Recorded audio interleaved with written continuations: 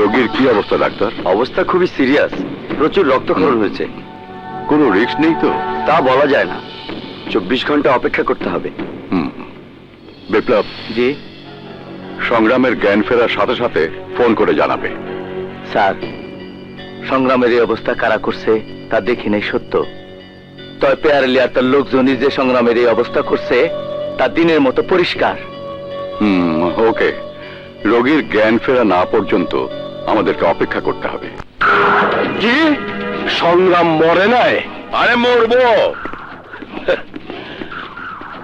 তুই কোনো চিন্তা করিস না দোষ, আজরাইল বাহিনী আয়া পড়ছে। সংগ্রাম রে এইবার ফাইনাল।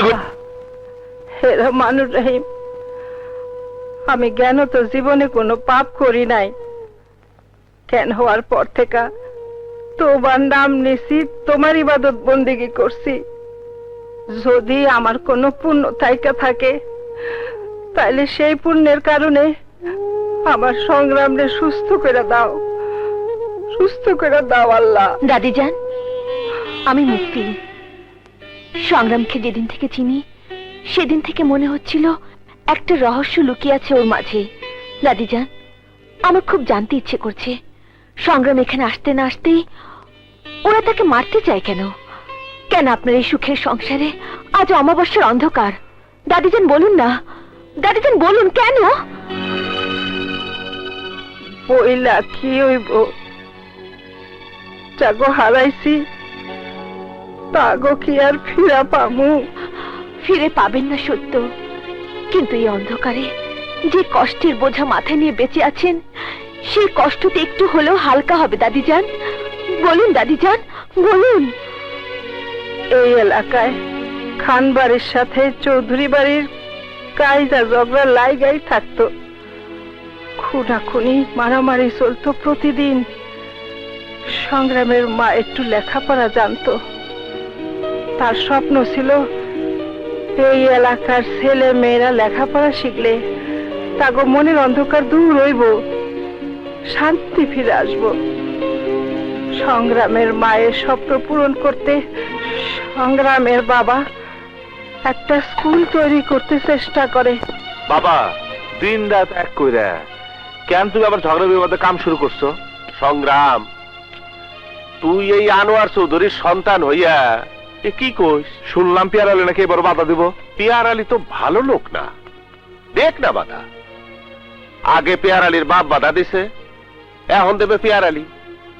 দুনিয়াতে যত ভালো কাজ হইছে তার সব কাজে মন্দ লোকরা বাধা দিছে, তবুও ভালো কাজ কিন্তু কোনোদিন থাইমা থাকে নাই। সংগ্রাম, আমার এই কাজও থাইমা থাকবে না।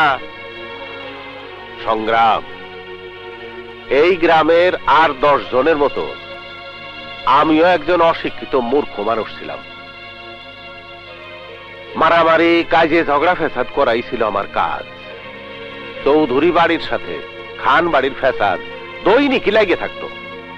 প্রত্যেক বছর দুই পক্ষের একটা না একটা খুন হইতো।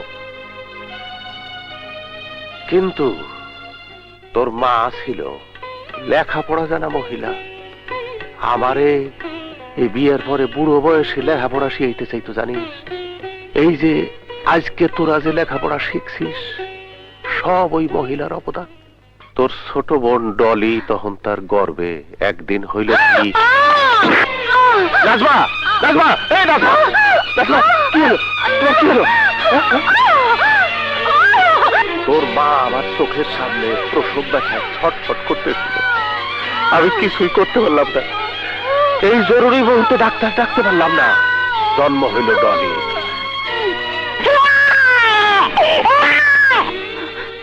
শোনো, তোমার কাছে আমার একটা অনুরোধ, আমার সন্তানদের তুমি অশিক্ষিত করে বড় করো না, ওদেরকে তুমি লেখাপড়া শিখিও। নাজমা, আমি আমার ছেলে মেয়েরে লেখাপড়া শিখাবো, মানুষের মতো মানুষ করব, তুমি চিন্তা করো না। আমার জীবনে একটাই স্বপ্ন, এই গ্রামে একটা স্কুল হবে, সেখানে আমার ছেলে মেয়ে সহ সবাই লেখাপড়া করবে। তুমি তুমি আমাকে কথা দাও, আমার স্বপ্ন তুমি পূরণ করবে। নাজমা, তুমি চিন্তা করো না। আমি জমি জমা বিক্রি করে হলেও এই গ্রামে স্কুল করব। আমি তোমার স্বপ্ন পূরণ করবো। সত্যি বলছো? হ্যাঁ, করবো করবো নাজমা। নাজমা, নাজমা, নাজমা, তোর মায়ের মৃত্যু শয্যায় আমি যে ওয়াদা করেছিলাম তা আমি পূরণ করতে চাই রে বাবা, পূরণ করতে চাই। চিন্তা করো না বাবা, তোমার স্বপ্ন পূরণ হইবই, পূরণ হইবই।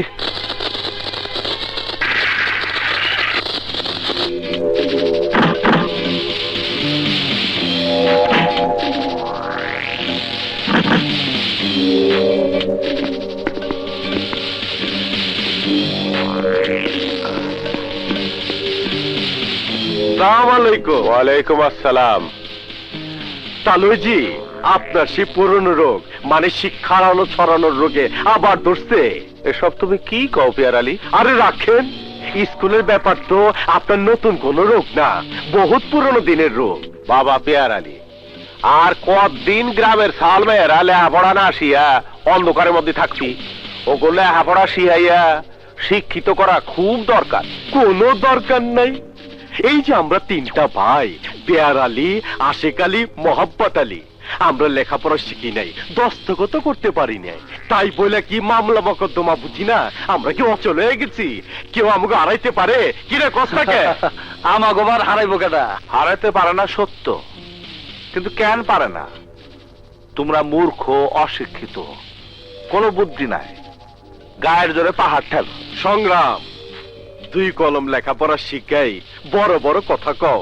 আরে আমরাও লেখাপড়া জানি না, তালুই সাহেব লেখাপড়া শিখে নেয়, তাই বলে কি কোনো কিছু আটকে রয়েছে না থাকবো? আমরাও লেখাপড়া শিখি নাই, আমাকে পোলাপড় লেখাপড়া শিখবো না?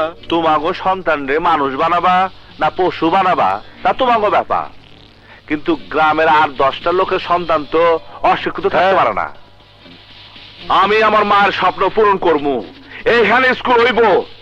কেউ যদি বাধা দেয় তারা বাঁচতে দিব না, তার আমি স্কুল করে নিছে পুঁতা ফালামু। ওই সংগ্রাম, তুই আমারে ধমক দিতেছস?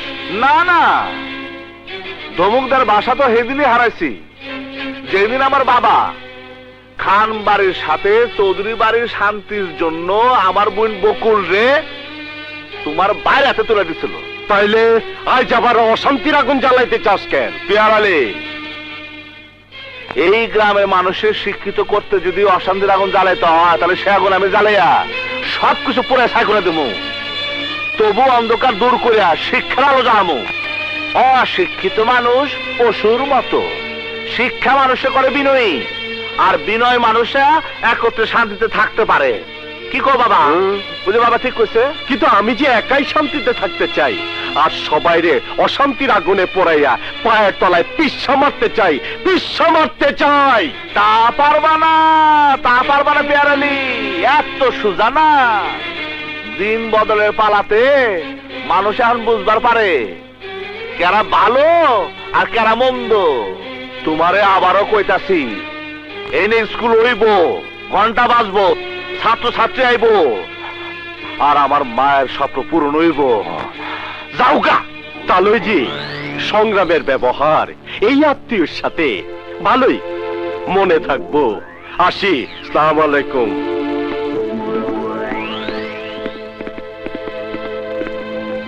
ওগের সাথে তুই যে এক রোখার মতো কথা কলি, ওরা লোক ভালো না তো। বকুল রে যদি কিছু... আরে দূর বাবা, কিছুই বলা। পড়ো বাবা। অতে অজগর আসছে তেরে। অতে অজগর আসছে তেরে। আবার বলো, অতে অজগর আসছে তেরে। অতে অজগর আসছে তেরে। আরে আরে, কেউ এইভাবে বই লাথি মেরে ফেলে দেয়? বই হচ্ছে পবিত্র জিনিস, তাকে সম্মান করা উচিত, তা না করে মূর্খের মতো। কি তোর এত বড় সাহস, আমারে তুই মূর্খ কইলি?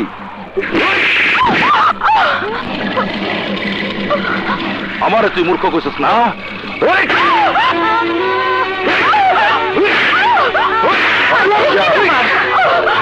বকুলকে মারছি, কি করছো? আমার ভাইরা আমারই সামনে ছোট বউ মূর্খ কইছে, এটা বড় অপমানের কথা। বকুল তো মিথ্যা বলে নাই। লেখাপড়া শিখলে কেউ কি এভাবে বউয়ের গায়ে হাত তোলে? আরে তুই দিয়ে ওকালতি করতেছস? ওই গ্রামের লোকজনের সামনে সংগ্রাম আমাকে অপমান করছে, চ্যালেঞ্জ দিয়ে কইছে স্কুল সে বানাইবই। না না না না না, স্কুল হইব না, ওই জায়গা আমার চাই। এই, যদি শান্তিতে থাকবার চাস তাহলে তোর বাপের জায়গা ক ওই স্কুলের জায়গাটা আমার নামে লেখা দিতে। অসম্ভব। তুমি আমাকে মারো, কাটো, যা খুশি করো, তবু আমি আমার আব্বার কাছে কিছু বলতে পারবো না। এই, ওইবার পারবি না, রাখ, পরে আমি কয়তাছি। না, আমি বলবো না। এখনো সময় আছে, কইতাছি, তাইলে হাত দিয়ে হারাবো।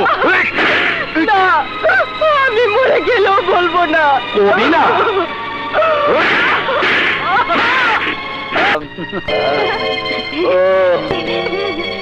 মোহাম্মদ, এই মেয়ে, যাও এখান থেকে, যাও।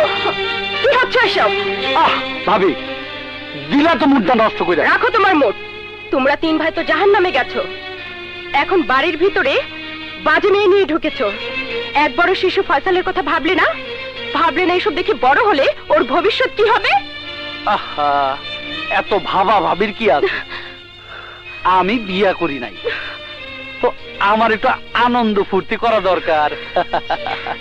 মেয়েটারে যে খেদায় দিছো, এখন আমার মনের আগুন নিভাবো কেমনে? তুমি আমার মনের আগুন নিভাও। মোহাম্মদ! মনের আগুন নিভাও।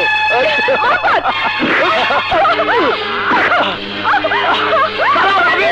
ভাবি! ভাবি, আমার মনের আগুন নিভাও দাও ভাবি। ভাবি, আমাকে বাঁচাও, ভাবি! মোহাম্মদ! মোহাম্মদ! খবরদার, সরে যাও কোথায়। খবরদার! আর এক পাও আসবি না। তুই যাবি না তোর গলাটা ফেলাই দিব। আয় মহব্বত, কি হয়েছে? আয় বটি নামা। ভাইজান, বড় ভাবিটা সাবধান করে দৌড়িতেছি, নাইলে কিন্তু খারাপ হয়ে যাব। মহব্বত, মাথা গরম করিস না, এখন ফুইটা যা যা। ছি! জানি না আমি কি পাপ করেছিলাম, যার কারণে আল্লাহ আমাকে তোমার স্ত্রী হিসাবে এই দুর্যোগে পাঠিয়েছে। কি হয়েছে ছোট বউ? মহব্বত কি তোমার কাপড় দুইরা টান দিছে না খামসি মারছে? বকুলের সাথে যা করেছে তা কোনো মানুষ করতে পারে না। আর এই ভাবি হলো মায়ের মতো। মহাব্বত তার ভাবির গায়ে হাত দেয়নি, তার মায়ের গায়ে হাত দিয়েছে। ওই শালি, তুই আমার মরা মায়ের অপমান করছস। মহব্বত যা করছে তা অন্যায় করছে। বৌমা যদি তার বাপের কাছ থেকে স্কুলের জমিটা লেখায় আনতো তাহলে এমন অপমান হইতো না। বৌমারে ক তার বাপের কাছ থেকে স্কুলের জমিটা লেখায় আনতে, তা না হইলে মহব্বত যদি কিছু কইরা বসে তার জন্য আমি দায়ী থাকুম না।